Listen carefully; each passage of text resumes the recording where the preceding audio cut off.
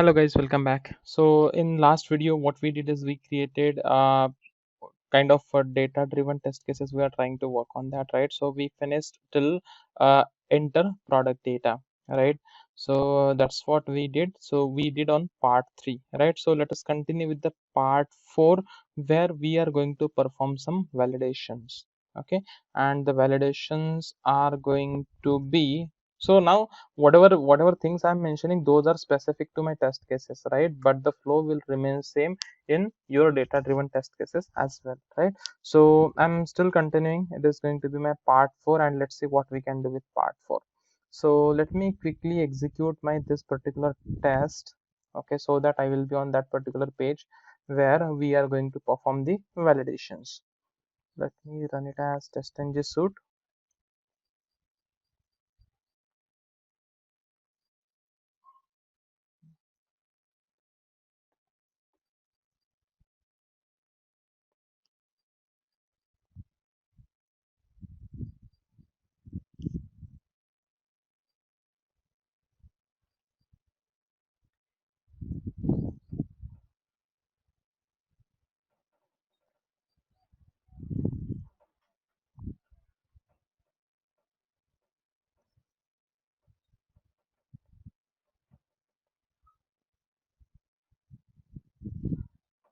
Okay, so now this is the page where we are going to perform the validations. Select price options. Okay, so this is again a separate page where we are going to do the validations.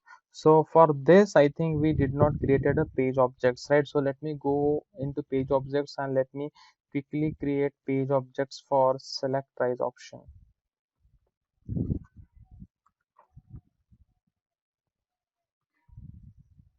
Select price options page objects.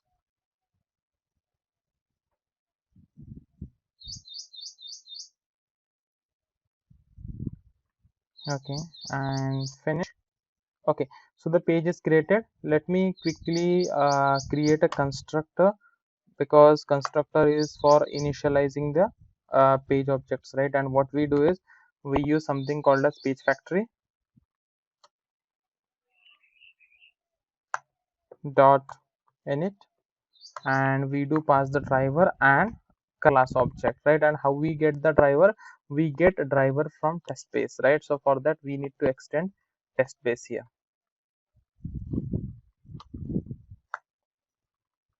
Okay, so initialization part we are done. Init, I'll simply say init. Okay, and why I'm getting this error?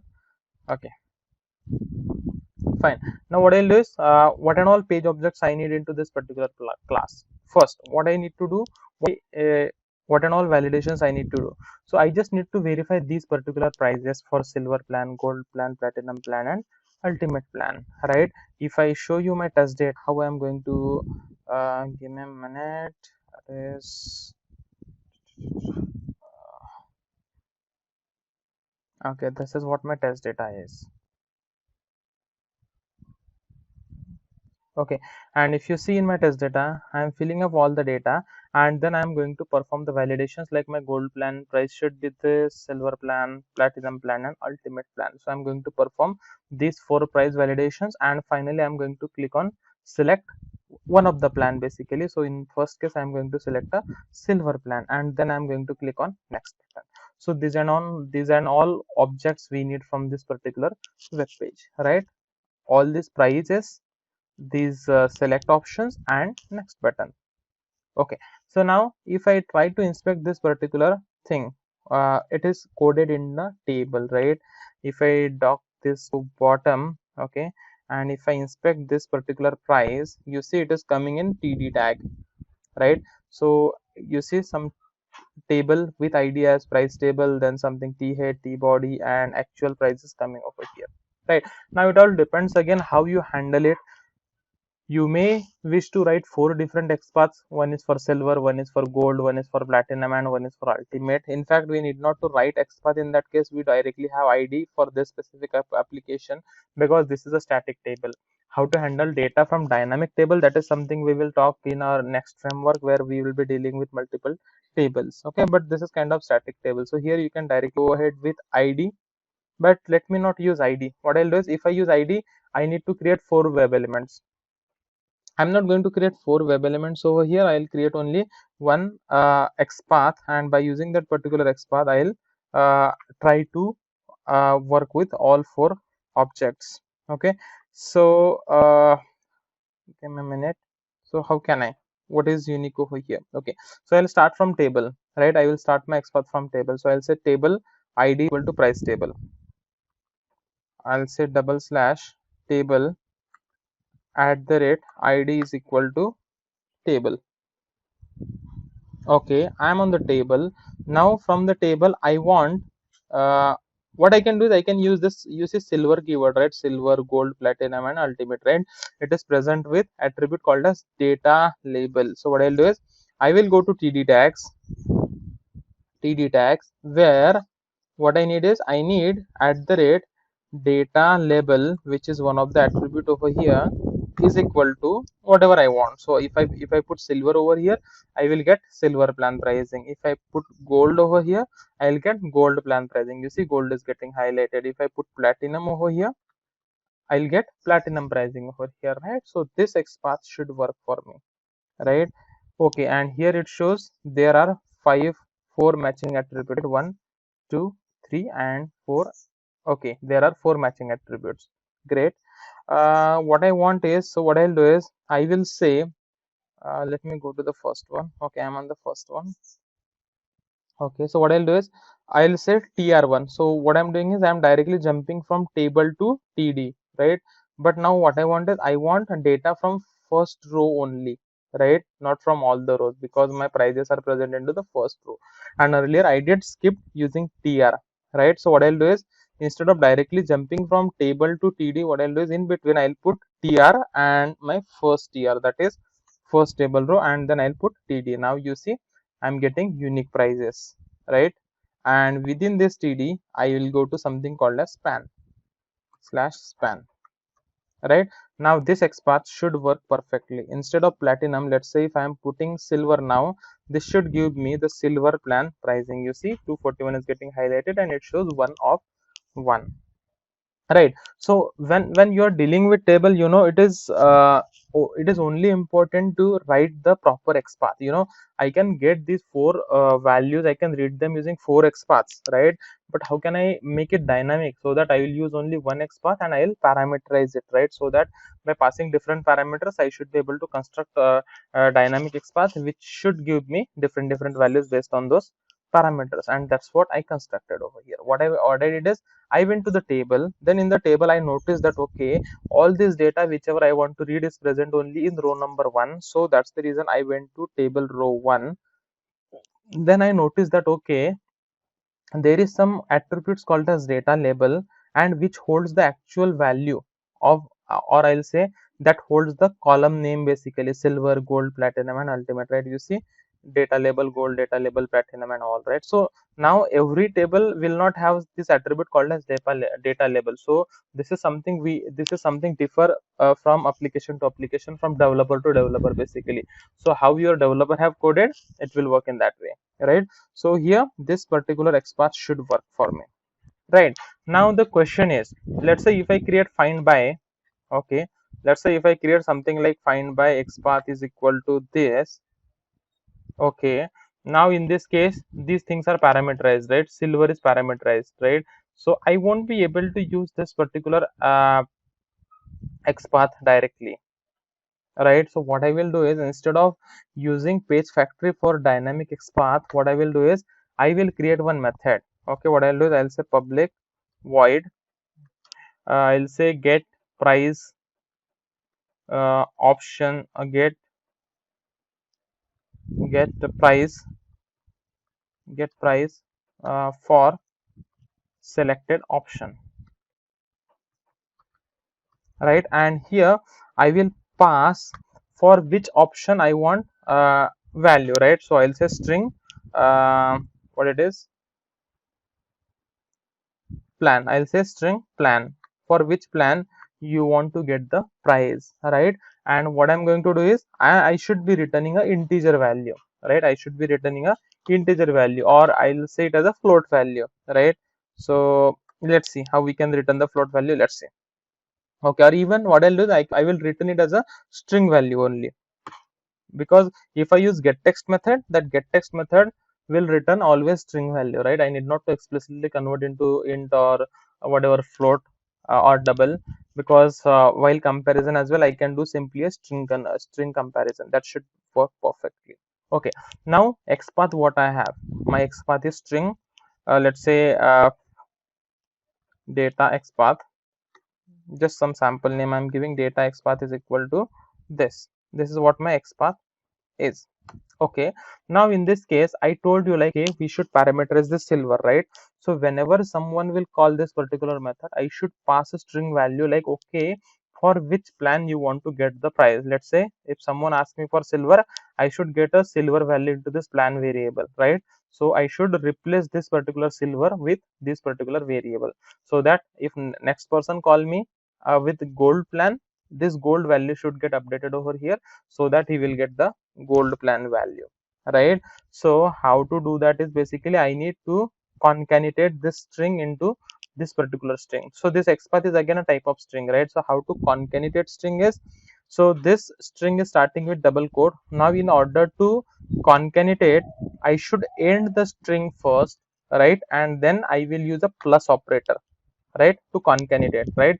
Because for concatenation, if your string is starting with double quote, it should end with double quote, right? And obviously string will start with double quote only. Then plus, to concatenate, you want to attach some data after that, right? So that's the reason I use plus, right? And then instead of silver, I want to put a variable called as plan, which I will get over here, right? So this side, left side is done. Now on the right hand side, after plan, I should put a plus operator, right? That is again for concatenation, plus. And again, if you move to the right side, you see the next part is ending with double quote. That means it should be again starting with double quote. So in fact, there are three string into this particular string called as data XPath. First string is this much, right? Second string is plan, and the third string is starting with double quote and ending with double quote. This one is my third string, right? So we are concatenating three string to get the dynamic XPath, and this XPath we call it as a dynamic XPath. Why? Because it will work dynamically based on what value we are passing at a runtime, whether you pass silver plan, gold plan, ultimate plan, or platinum plan, whatever, we should get the desired result. Okay, great. Now what do you want? You want to get the text out of this particular web element. Now this is not the web element, right? This is just the XPath, right? And how to get the web element? To get the web element, what you do is you do something like driver dot find element by XPath in this case. And what is my XPath? My XPath is this one, data XPath. All right, this is what my XPath is. I should put it down, XPath, right? And I will do, after this web element, I will say get text, so that I will be able to get the text out of this particular value, right? And this is something which I should return. So instead of assigning it to the variable and then returning, what I'll do is I will directly return it over here. That's it. This should work perfectly. Okay, so what I'm doing is I'm trying to get the plan value, which plan I should return the value, right? And I have created one dynamic XPath. So this particular dynamic XPath will behave based on what plan you want to get data. And then I'm using driver dot find element by XPath, and whatever XPath I have written on the very earlier line, and dot get text method to get the text out of that particular XPath. Okay, so this should work. So what I'll do is I'll put some small comment like, okay, to get price option, a price to get price based on selected option or plan. Okay, great. So my first objective is done. I would be able to get the value out of this particular variables. Second thing what I want to do is, again, if you want to verify these fields as well, online claim, claim discount and all, so you can put the XPath in similar way. So now in that case you would be needing 4 XPath. First XPath is for price, like how we created. Second XPath you would be needing for online claim. Let's say tomorrow someone asks you to verify this online claim. How you will create a method? Simply create a copy of this particular method, and here instead of tr1 just put tr2. Exactly it is going to work, right? Because this data is present in table row 2, data labels are going to be same, you will directly get the value. If someone asks you to get the claim discount values, simply instead of tr2 make it as tr3, and you will be able to get the data from third row, right? So this is how we should dynamize basically maximum things out of our application. In my case, in my test case, I just want to verify this price per year. Okay, so that's it.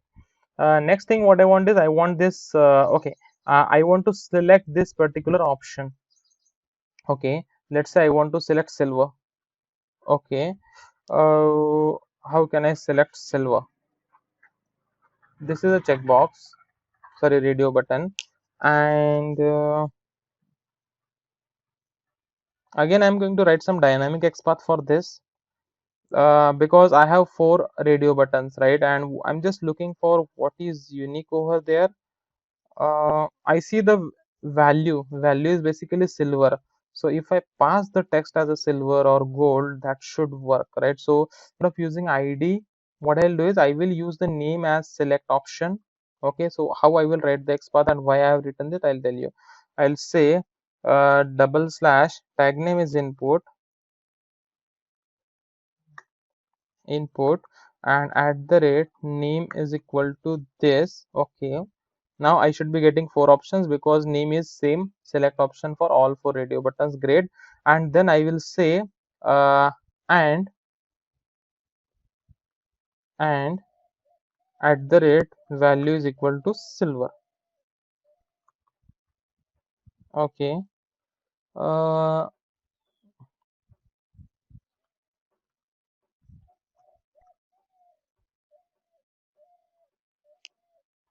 give me a minute. Why it is not working? At the rate name is equal to select option and at the rate value is equal to silver. Looks fine. Oh, and should work, and should work.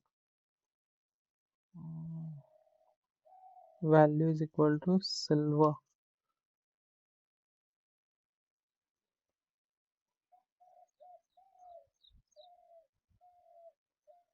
Okay, give me a minute. Let me try something else. What I'll do is I'll simply say okay, so it is identifying, but it is not identifying in this way, and operation is not working over here.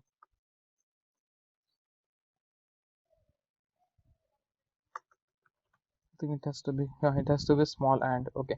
So it is working right now. Let's say tomorrow if I just instead of silver if I put gold, okay, you see second radio button is getting highlighted. If I put platinum, third radio button. If I put ultimate, fourth radio button, right? So this is again my dynamic XPath what I am going to construct. So what I'll do is I will create one more method, public void select price option, and here in bracket again I will ask for string plan, for which plan you want to select, right? So again my string data XPath is equal to this, and again I'm going to parameterize this. Okay, how? Instead of gold I want to put plan, right?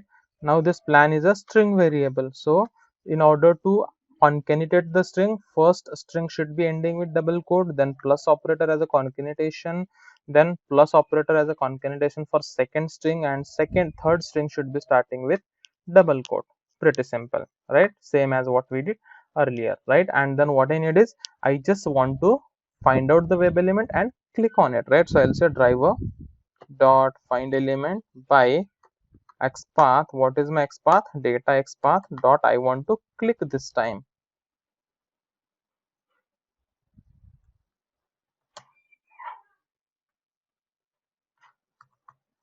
I want to click. That's pretty simple, right? So by using this particular common method, I'll say common method only because this will work for all plans, all 4 plans it will work, right? So these are the 2 common methods what I have created, right? So it will select this, let's say ultimate plan, and once the plan is selected I should click on next button. So I am going to click on next button, and here I have ID for next button.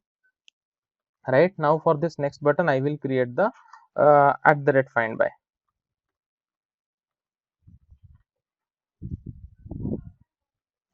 find by, and here I'll use ID is equal to this, and then my web element is going to be next, but I'll say button underscore next. Okay, and I'll create one more method, public void click on next button, and here simply I'll use button next dot click. Pretty simple, right? Now here the initialization what we have used will be only used for this particular one web element. Why we didn't use for other two? Because for other two web element we wanted to parameterize that, right?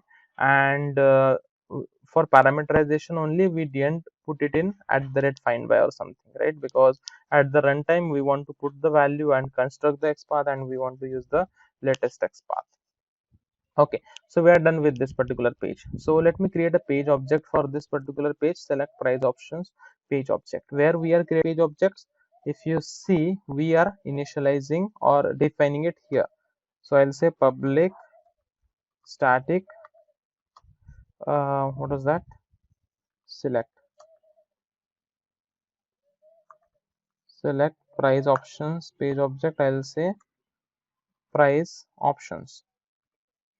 Okay, and where we are initializing in actual we are initializing them into my test base, right? Why test base? I did talk multiple times on this, so I'll say this. Great. Now I got this particular what's the problem? Change it to price options. Didn't I save this object repo? Yeah, I didn't save. Okay, fine. So now by using this price options in my test case, okay, so where is my test case? End-to-end test price options dot, okay, get price for selected option. Okay, so first I will pass the option called as silver, right? So with this I will get the price for silver. So I'll say string what's that, actual, or okay, before that what I'll do is I will put my expected and actual values. Okay, again we are going to change these things in for next videos, because in next video we'll see how we can read the data from Excel file. Okay, so for now what I'll do is I'll do string, let's say silver expected silver plan price is equal to, let's say I'm expecting it as 333.333, just a dummy value, right? And then here I'll say actual is equal to this. Okay, and simply I'm going to assert it. I'll say assert dot assert equals, and two values I'm going to compare. First value is my actual and second value is my expected, right? So this thing we will be doing for all four plans, but for now let it be. Okay, and then what I need to do is next I want to click on desired plan, right? So what is my desired plan? Desired plan is select price option, and which option I want to select? Again I want to select the silver plan. Again this is something we will be getting from Excel file. Okay, and finally I am going to click on next button. Pretty simple, right? Now let me go ahead and quickly execute this particular test.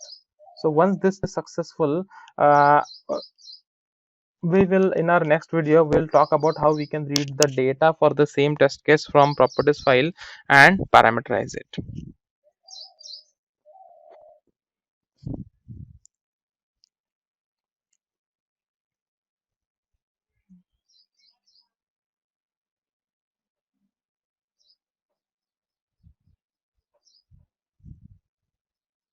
Okay, I think in the verification part itself it is going to fail. So for silver plan I should update the price as 241, right? So it is failed, and why it is failed?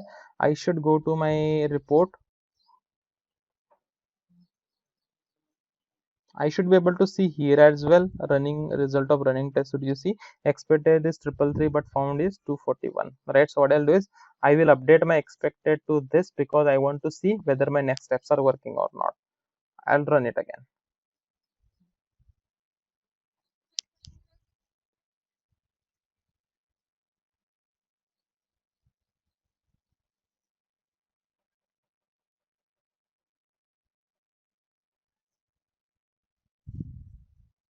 Okay, still it is failing somewhere. Let's see why it is failed now. It is failed. It says element is not clickable. It says I'm not able to click on the particular element intercepted exception. Okay, let us inspect it again.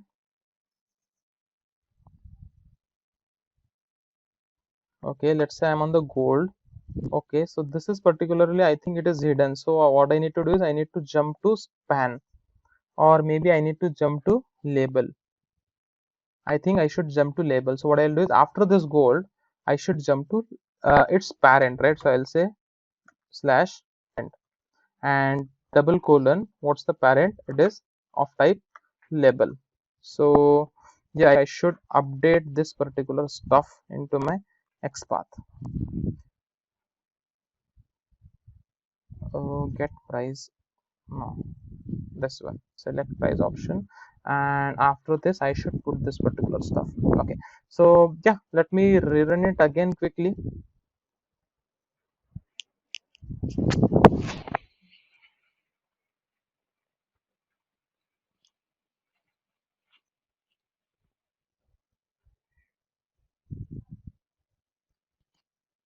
Okay, now you see it has selected, and now we are moved to send code page, right? So earlier our XPath was correct, but that particular element was like Selenium wasn't able to interact it. So we moved one level up, that is to label a particular web element, and then we interacted with that, right? So it worked perfectly, right? So now this particular test, I would say it is working correctly. Again, I need to create one more page and I just need to click on send button, so that will work anyhow.